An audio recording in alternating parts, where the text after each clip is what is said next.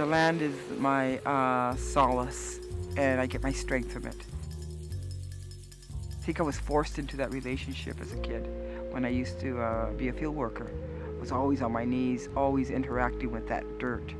And at first I resented it.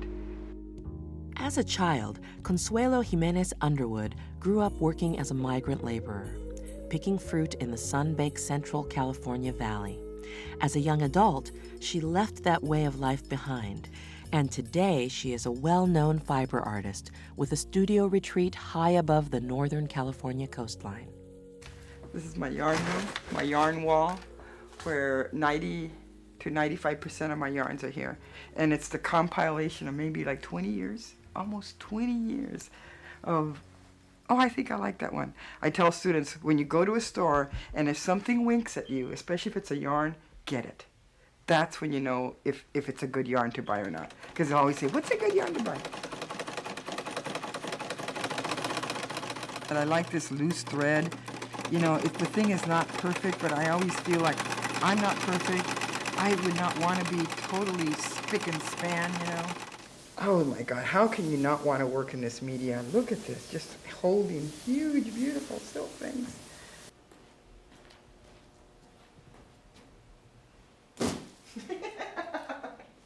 I began as a painter because I thought painters, you know, artists painted or sculpted, and I didn't want to sculpt because the thought of working with metal or rock or clay, it seemed dirty, heavy, and I don't like to work. I worked all my life as a child. So I wanted my art to be fun and beautiful because I was always surrounded by non-beautiful, hard things. Consuelo was initially attracted to the soft side of textile arts. But over the years, her work has incorporated barbed wire, pins, and sharply etched images of oppression, materials that harken back to her experiences as a child. You know, I think of my work as woven corridos, songs about political strife and physical strife, and that's what my work is about. It talks about my pueblo's hardships and good times, you know, at the same time. This is a rebozo that the people coming into this country now, this is the kind of rebozo they have to wear and create. A rebozo is almost like it's like the classical indigenous wearable accessory. And of course it's suspended by barbed wires. And that barbed wire comes from the border experiences of my childhood. It's a really interesting image, this running family, and it does deal directly with the land. How dare they put this line in our land where little girls have to be terrified in crossing and traveling through a homeland that's been theirs for thousands of years. So that anger is with me all the time, but I want to be a positive person. And so I'll do some work like this, where it's a very hideous image, but in a very beautiful format. And the beauty of it, of course, is the multicolored, the safety pins. The safety pins are kind of they come from the ghetto of the textile arts. And I kind of like to emphasize that. And so it's like you don't need beautiful, glitzy things to be beautiful. The common everyday thing, if it's approached right, can be made beautiful. Oh my gosh. Isn't that beautiful? That's the thing about water, it goes where it needs to go. And that's it. I'm heading to the IS-228 to the weaving class. Every week, Consuelo travels 350 miles round trip from her studio in Gualala to San Jose State University, where she teaches weaving and other fiber arts. I keep telling them at the beginning of the semester, I say, what are you guys doing here? It's 2003, why do you want to learn how to weave? So they do, but I tell them, you gotta weave and you gotta pass it on. So I'm gonna go right now actually to spread the threads. This is why I leave the world. This is why I leave my house, only to keep the process alive, keep it moving. And I think that's the core of who I am. I'm an artist, but I'm also one of those people that link the past to the future. And that's what I'm doing here. Beautiful blues. I didn't know there were two blues in here. Now you need your comb to kind of get it smooth. Okay. I feel all these ladies, when they came in here, they were kind of intimidated by the needle and the thread and this very macho kind of art world. And to come in here, it takes a lot of courage for them to come in here, because all of a sudden they're not in the fine arts, they're in the scary land of craft. But it's changing. The last 5 to 10 years, it started to change. And now it's hot, it's trendy. Everybody wants to do textile and sew and all that. So then my thing is to tell them how to do it extremely well, because I really want them to honor, like I do, these old processes that went down 50,000 years ago. And I tell them the best thing about this weaving and this art form and this textile form is that you don't need industry to do it.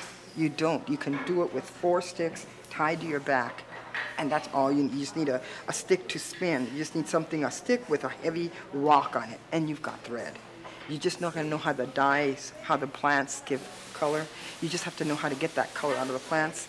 So you've got the color, you've got the form, and the process with no machinery, no industry. We have looms here, but you don't need looms to weave, to do art. Over the course of her long career, Consuelo has ridden the rising tide of interest in the fiber arts.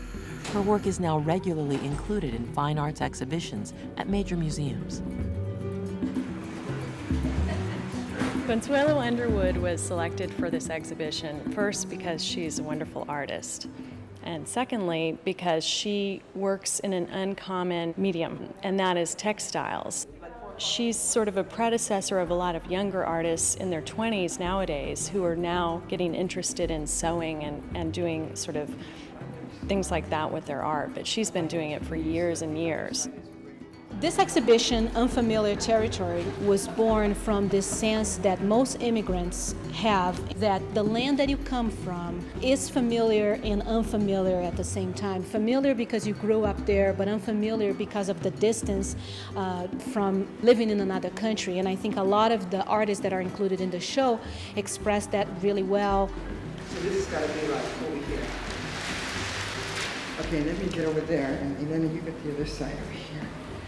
The name of the piece is Diaspora, and when they told me Diaspora, I had to look up what exactly is Diaspora, and it was basically when people are forced to flee from their homeland. What happened during the Diaspora, a lot of people died, and I think I have to believe that when you die, you become flowers. So I thought, oh, make homage to all the beautiful souls, and they're like washed up on the shores of the Americas.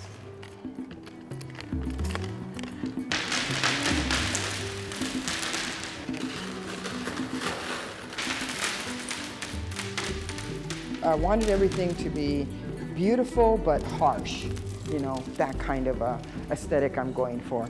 And everything is made to attract and at the same point repel, even to the point of pain, with the sharp points of the barbed wire.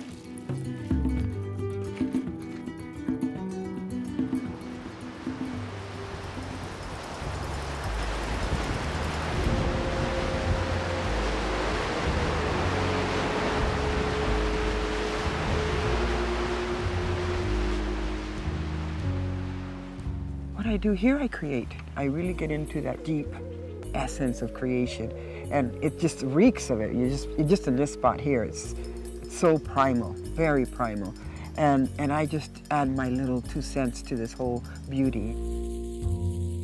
I get validated by my beliefs that life is good, life is beautiful, and we should continue to nurture it and make it more beautiful in a human way.